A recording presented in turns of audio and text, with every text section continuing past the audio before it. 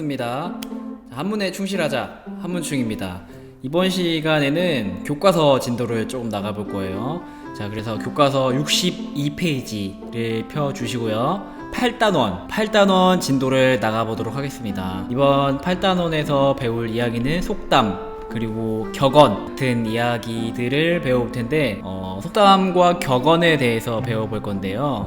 자, 속담은 여러분들이 알고 있는 것처럼 실생활에서 우러나온 소박하고 짧은 말이고, 격언은 생활 체험에서 체험을 통해 깨달은 인생의 교훈이나 경계를 간결하게 표현한 글입니다. 자, 속담과 격언의 차이는, 속담 같은 경우는 어떤 상황에서든 쓸 수 있는 짧은 말이고, 격언은 주로 가르침이나 경고의 의미를 갖고 있다고 생각하면 됩니다. 둘이 겹치는 부분이 분명히 많이 있겠죠. 그래서 속담이나 격언을 배우다 보면은 우리 조상님들의 지혜를 배울 수 있고, 우리 조상들도 우리와 별 다를 게 없었구나 라는 것을 배울 수 있습니다. 8단원 생활 속 지혜가 톡톡. 자, 오늘 배울 속담들을 한자로 옮긴 거예요. 그래서 이게 한자 사자성어가 먼저 있던 건지 아니면 속담이 먼저 있던 건지 정확하게 우리가 타임머신 타고 돌아가 볼 수는 없지만, 알아볼 수는 없지만, 그래도 속담을 한자로 옮긴 게 아닐까 싶거든요. 속담을 네 글자로, 이렇게 오비일학, 오비삼척, 종두득두 이렇게 네 글자로 옮긴 것도 있고, 일어,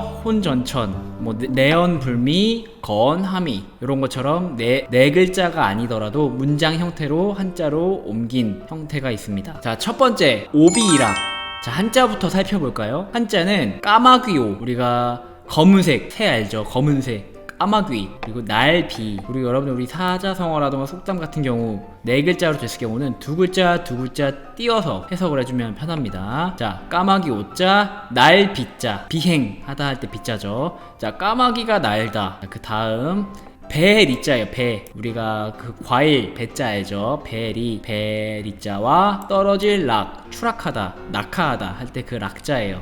그래서 오비락은 까마귀가 날자 배가 떨어졌다 라는 뜻이에요. 까마귀가 날자 배가 떨어졌다. 자, 요 두 가지만 가지고서는 도대체 이 속담이 우리에게 어떤 이야기를 전해주려는지 알 수가 없죠. 그래서 상황부터 살펴보자면, 까마귀가 배나무에 앉아있다가 그냥 날아가고 싶어서 날아간 거예요. 근데 그때 마침 배나무에서 배가 뚝 떨어진 거예요. 그거를 본 배나무 주인이 보고, 아니 저 까마귀 때문에 배가 더 자라야 되는데 배가 떨어졌다, 저 못된 까마귀 라고 하면서 까마귀를 욕하기 시작한 거예요. 자, 원래 이 스토리에는 정말 복잡한 이야기가 많지만 간단하게 말하자면 이거거든요. 그래서 지금 그림을 보면은 배나무를 키우는 농부가 까마귀가 날아가니까, 마침 까마귀가 날아가는 순간에 배가 떨어진 걸 보고 까마귀 때문에 까마귀가 잘못했구만 이라고 여긴 건데, 지금 이 사진만 보면은 충분히 까마귀가 잘못한 것 같죠?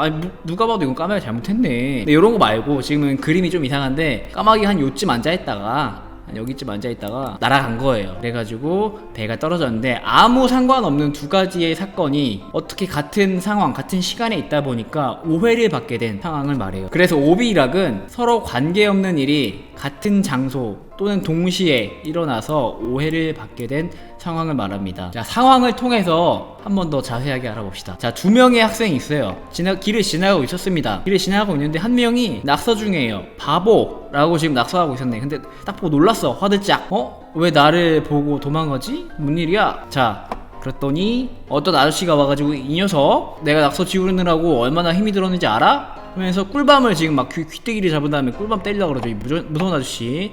지금 배에 왕자도 있고 엄청 무섭습니다. 예, 이 아저씨가 혼났어요. 그냥 얘 가만히 있다가 그냥 그 낙서하는 애를 봤을 뿐인데 지금 아주 혼났어요. 애가 말하죠. 제가 한 게 아니에요. 아까 어떤 애가 하는 건데 제가 안 했어요. 근데 이 아저씨가 믿을 거예요, 과연? 자, 이 아저씨는 이미 당했던 낙서 때문에 고생을 했던 사람이에요. 낙서 지우느라 얼마나 힘이 들었는지 아니? 아주 고생했던 사람인데, 얘를 딱 잡고 나니까 이 녀석이 했구나, 이놈이구나, 드디어 잡았다 했는데, 얘가 아니라고 하는데 믿어주겠습니까? 그런데 어떤 아주머니 엘프가 나타나서, 맞아요, 내가 봤는데 다른 애가 그랬어요. 이런 걸 두고 오비락 라고 하죠 라고 오해를 풀어줬어요. 이렇게 이 아이는 길을 가고 있었을 뿐이고 어떤 아이가 낙서를 한 건데, 이 두 가지의 상관없는 사건이 동시에 또는 같은 장소에서 일어나다 보니까 오해를 받게 된 상황을 오비일학이라고 합니다. 오비일학, 바르게 소리내어 읽기. 문장에 쓰인 한자는 위치나 결합하는 한자에 따라 음이 변하기도 한다. 원래 이 배 리자인데, 요게 배 리자인데 여기서는 리락이라고 발음하기 힘들잖아요. 그래서 리라고 발음하지 않고 이라고 발음을 합니다. 오비일학. 자, 그 다음 사자성어 뭐 또는 속담, 오비삼척입니다. 오비삼척. 자, 오자는 나 오자, 나 오자, 그리고 비는 코 비자. 자, 두 글자를 이렇게씩 끈을 했죠. 그래서 오비는 내 코가, 다음은 석삼, 쓰리, 그리고 척은 자척인데 옛날에 길이단이에요. 길이단위. 지금의 센티미터. 근데 센티미터는 아니고 한 30cm를 보통 1척이라 그래요. 뭐 척이 시대마다 되게 다양한데 30cm를 1척이라고 합니다. 자, 그래서 3척은 90cm죠. 오비, 내 코가 90cm다 라는 뜻이에요. 자, 그런데 여기서 코가 이렇게 피노키오처럼 90cm라는 걸 뜻할까요? 아닙니다. 자, 여기서 코라는 거는 콧물이에요. 콧물 써놓으세요. 콧물. 코 풀고 와 할 때 그 코예요. 코 풀고 와 할 때 진짜 요 코를 풀라는 게 아니라 코 나왔어 할 때 그 코예요. 바로 콧물을 의미합니다. 자, 코 나왔다 라고 해가지고 뭐 코가 진짜 나온 게 아니죠. 콧물이 나온 거죠. 그래서 내 코가 석자라는 것은 내 콧물이 90cm다 라는 뜻이에요. 자, 무슨 뜻이냐, 사람이 감기가 걸려가지고 힘든데 이 상황에서 콧물이 90cm가 나와 있는 거예요. 좀 더러워도 참아주세요. 더러워도 좀만 참고. 지금 콧물이 90cm가 흘러 있어요. 자, 이 상황에서 여러분들이 뭘 할 수 있을까요? 아무것도 못합니다. 내일 지금 당장 이 90cm의 콧물을 어떻게 해결해야지 주변으로 시선을 돌릴 수 있거든요. 그래서 내 콧물이 90cm다, 내 코가 석자다 라는 오비삼척은 내일도 감당하기 어려워, 내 콧물도 어떻게 해결하기 어려워서 남의 사정을 돌볼 여유가 없다라는 뜻이에요. 자, 예를 들어 여러분들이 숙제가 밀려 있어요. 근데 옆에 친구가 와가지고 그거 어떻게 하는 거야? 나 좀 도와줘. 나 좀 도와주라 라고 했을 때, 내가 지금 해야 될 숙제가 너무 많아서 미안한데 나 지금 오비삼척이야, 내 콧물이 90cm, 내 상황이 너무 바빠서 도와줄 수가 없다, 남에게 신경을 써줄 여유가 없다 라는 의미입니다. 자, 그 다음 종두득두. 종자는 심을 종자예요. 심을 종. 그리고 두는 홍두자. 자, 득자는 얻을 득템하다 할 때 득자. 자, 두자는 콩두. 자, 그래 두 글자씩 끊으면 콩을 심어서 콩을 얻다 라는 뜻이에요. 콩을 심어서 콩을 얻다. 겉뜻은 콩 심으면 콩을 얻는다 라는 뜻이고, 속뜻은 어떤 원인에 따른 결과를 얻는다. 무슨 뜻이냐, 자, 요거랑 비슷한 속담이 하나 있죠. 콩 심은데 콩 나고 팥 심은데 팥 난다 라는 속담이 있어요. 그림으로 살펴보자면, 자, 여기 옆에는 왼쪽에는 콩을 심어가지고 콩을 얻게 됐어요. 지금 콩 심어가지고 콩을 얻게 됐고, 자, 여기 오른쪽에는 팥이죠. 팥을 심어가지고 팥을 얻게 됐습니다. 그래서 이게 뭘 의미하느냐, 원인에 맞는 결과를 얻게 된다는 거예요. 콩을 심어놓고 팥이 열리기를 바라면 안 되죠. 콩을 심어놓고 수박이 열리는 거를 바라면 안 되죠. 콩을 심었으면은 콩이 나게 되는 것이고, 팥을 심었으면은 팥이 나게 된다. 원인에 따른 결과가 항상 따라온다 라는 뜻이에요. 자, 그런데 이 종두득두는 콩을 심으면 콩을 얻는다, 원인에 따른 결과가 생긴다는 건, 속담 같은 거는 좀 다양하게 해석을 할 수가 있거든요. 선생님이 이 종두득두를 해석하자면은, 요즘 버전으로 해석을 하자면 콩을 심어야 콩을 얻는다 라는 뜻으로 해석을 할 수 있을 것 같아요. 요즘 사람들을 보면은 콩을 심지도 않고, 아예 심지도 않고 콩을 얻고자 하는 사람들이 되게 많아요. 자, 여러분들 복권 1등은 누가 당첨되죠? 맞아요. 복권을 사는 사람이 복권에 당첨됩니다. 마찬가지로 콩을 심어야지 콩을 얻게 되는 것처럼 조금의 노력이라도 해야지 결과를 얻게 됩니다. 항상 어떤 거든 뭐든지 노력을 하고 기대하자 라는 의미로 새롭게 해석을 할 수가 있겠네요. 자, 그 다음, 자, 요거는 사자 성어가 아니라 문장이에요. 한번 같이 살펴볼까요? 1어. 자, 1어. 한일자 물고기 어자. 1어는 한 물고기, 한 마리의 물고기겠죠. 한 마리의 물고기가, 자, 혼자는 좀 어려운 한자인데 흐리다 또는 섞이다 와 같은 뜻을 갖고 있어요. 잘 이해가 안 된다면은 그림을 그릴 때 물감통 있죠. 물통에서 여러 색깔의 물을 계속 붓을 씻다 보면 어떻게 돼요? 결국 그 물통 색깔이 엄청나게 흐릿해지고 섞여지고 되게 이상한 색깔이 나오죠. 그게 바로, 그 상태가 바로 이 혼 상태예요. 영어로 하면 카오스 상태가 바로 이 혼입니다. 아주 무언가 섞여서 혼란하고 흐릿한 상태가 바로 이 혼 을 나타냅니다. 그래서 마법 천자문에서 혼세마왕 할 때 그 혼자가 요거죠. 혼세, 세상을 혼란스럽게 하다, 세상을 흐릿하게 하다, 혼세. 그래서 흐리게 하는 거예요. 뭘?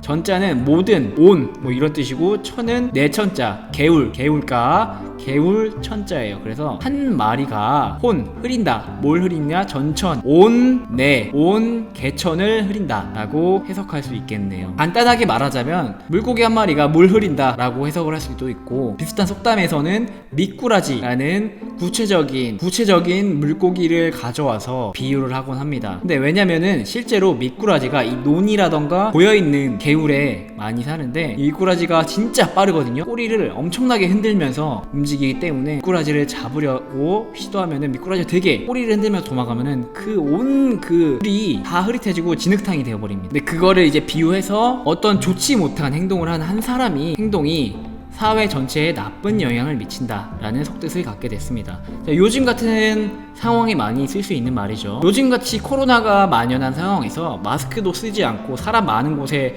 돌아다닌 사람이 결국 이 슈퍼 전파자가 돼서 코로나를 전파하게 되는 아주 안 좋은 상황을 일어혼전천 이라는 표현으로 쓸 수 있을 것 같습니다. 좋지 못한 행동으로 우리 사회가 다 흐릿해지고 혼란해지는 거예요. 혼자. 자, 그 다음 문장 한번 읽어볼까요? 먼저 레언 불미언을 거언 하미리오 라는 문장이에요. 자, 레언은 올 레자 말씀 언자를 써가지고 오는 말, 레언은 오는 말. 자, 오는 말이 자, 불자는 아닐 불자, 미자는 아름다울 미자. 자, 그래서 불미는 아름답지 않다. 자, 오는 말이 아름답지 않는데 자, 거언은 갈 거자 말씀 언자.